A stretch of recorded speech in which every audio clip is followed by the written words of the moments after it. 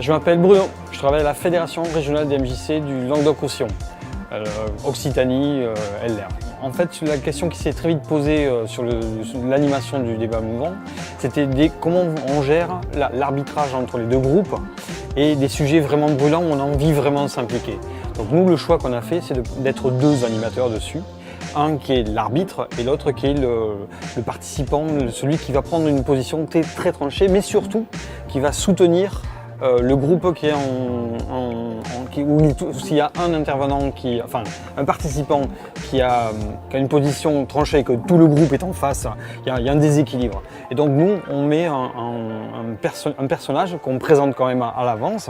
On ne fait pas un coup tordu de mettre quelqu'un en dessous. On annonce qui lui va avoir des positions et qui va défendre. Et en fait, ça permet de rééquilibrer et de bien dissocier le fait qu'on peut parler de tout et qu'on va respecter la parole qui va être donnée. Ça équilibre, ça évite d'avoir l'animateur qui mène ce débat, de rentrer dans le débat et du coup de donner l'impression que les sujets sur le racisme, sur le rejet, sur l'antisémitisme ou ces choses-là ne pourraient ne pas être abordés parce qu'ils sont interdits à la loi.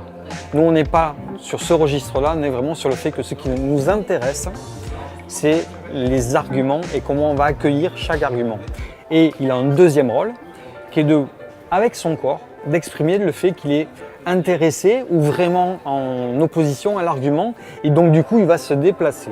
Et du coup le débat mouvant n'est plus un débat d'opposition, mais un débat d'échange d'arguments.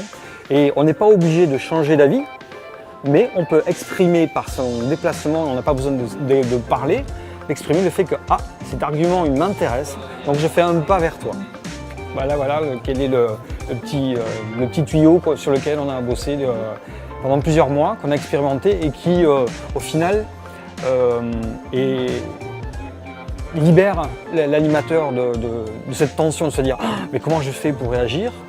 Et surtout, peut des fois aussi, quand on est dans un milieu scolaire, donner une place au professeur qui peut être justement, pour une fois, non plus celui qui donne le savoir, mais un adulte qui a des opinions et qui va essayer de les argumenter. Et du coup, les élèves sont surpris par le fait qu'ils n'ont plus la même personne qu'ils ont habituellement tout le temps en cours.